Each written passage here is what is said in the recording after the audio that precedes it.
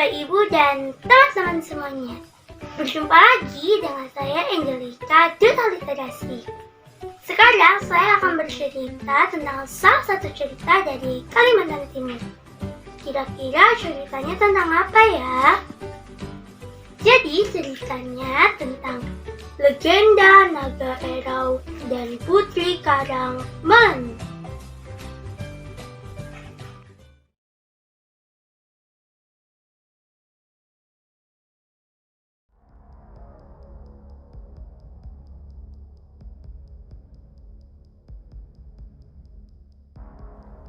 Pada zaman dahulu kala, di kampung Melanti, Hulu Dusun, berdiamlah sepasang suami istri, yakni petinggi Hulu Dusun dan istrinya yang bernama Babu Jarumah. Usia mereka sudah cukup lanjut, dan mereka belum juga mendapatkan keturunan. Mereka selalu memohon kepada Dewata agar dikaruniai seorang anak sebagai penerus keturunannya. Suatu hari, hujan turun dengan sangat lebat selama 7 hari 7 malam. Petir menyambar silih berganti, diiringi gemuruh guntur dan tiupan angin yang cukup kencang. Tak seorang pun penduduk Hulu Dusun yang berani keluar rumah, termasuk petinggi Hulu Dusun dan istrinya. Pada hari yang ke-7, persediaan kayu bakar untuk keperluan memasak keluarga ini sudah habis. Namun, mereka tak berani keluar karena cuaca yang sangat buruk. Akhirnya, petinggi mengambil salah satu kasau atap rumahnya untuk dijadikan kayu bakar. Ketika petinggi Hulu Dusun membelah kayu kasau, alangkah terkejutnya ia ketika melihat seekor ulat kecil sedang melingkar dan memandang ke arahnya dengan matanya yang halus, seakan-akan minta dikasihani dan dipelihara. Pada saat ulat itu diambil petinggi, keajaiban alam pun terjadi. Hujan yang tadinya lebat disertai guntur dan petir, seketika itu juga menjadi reda. Hari kembali cerah seperti sedia kala. Seluruh penduduk Hulu Dusun bersyukur dan gembira atas perubahan cuaca ini. Ulat kecil tadi dipelihara dengan baik oleh keluarga petinggi Hulu Dusun.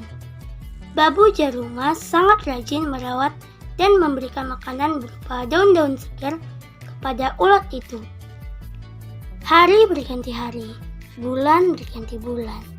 Ulat itu membesar dengan cepat, dan ternyata ia adalah seekor naga.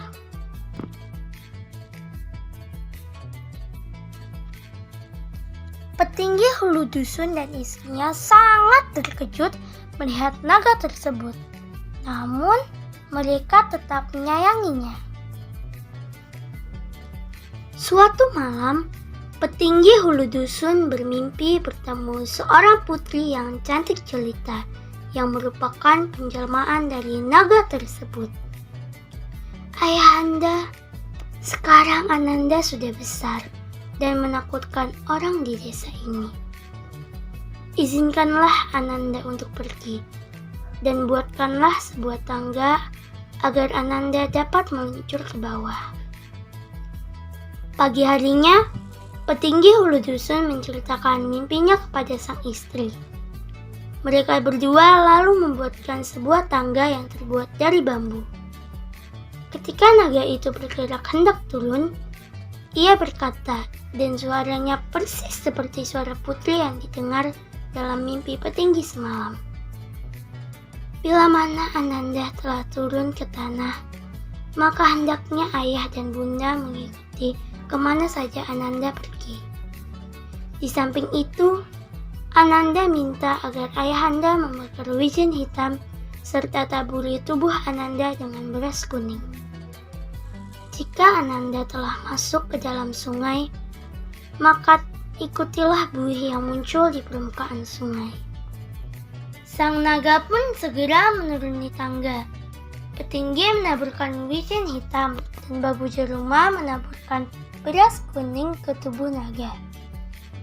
Setelah menuruni tangga tersebut, Naga pergi menuju Sungai Mahakam. Petinggi hulu dusun dan Babu Jarumat terus mengikuti sang naga. Ketika sampai di Sungai Mahakam, sang naga segera menceburkan dirinya ke dalam air.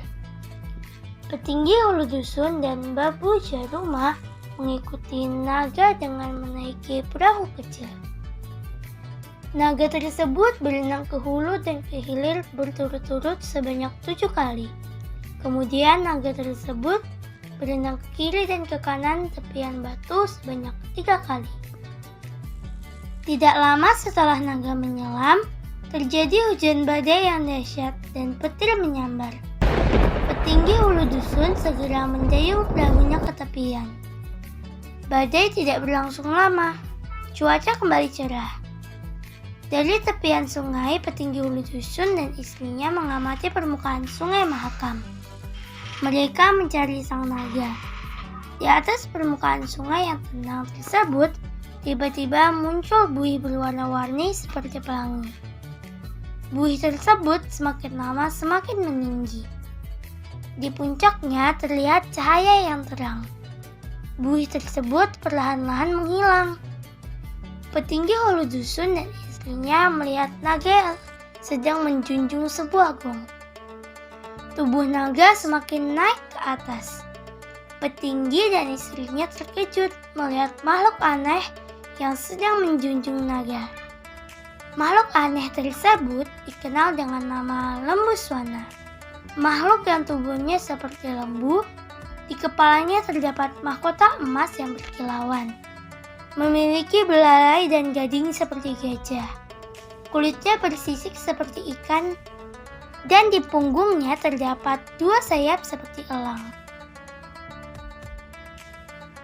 Naga kemudian memberikan gong tersebut kepada petinggi hulu dusun dan Babu Jarumat. Alangkah terkejutnya mereka melihat gong tersebut berisi bayi perempuan yang sangat cantik dan lucu. Setelah itu, sang naga dan lembu swana kembali menyelam.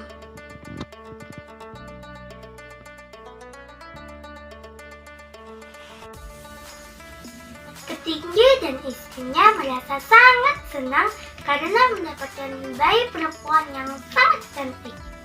Bayi tersebut dipelihara dengan penuh kasih. Bayi tersebut diberi nama Putri Karang Malenu. Bertahun-tahun kemudian, Putri Karang Malenu tumbuh menjadi gadis dewasa yang cantik jelita. Di kemudian hari, dia akan menikah dengan Raja Kutai Kartanegara yang pertama, Aji Batara Agung Dewa Sakti. Dari putri inilah lahir Raja-Raja Kutai Kartanegara.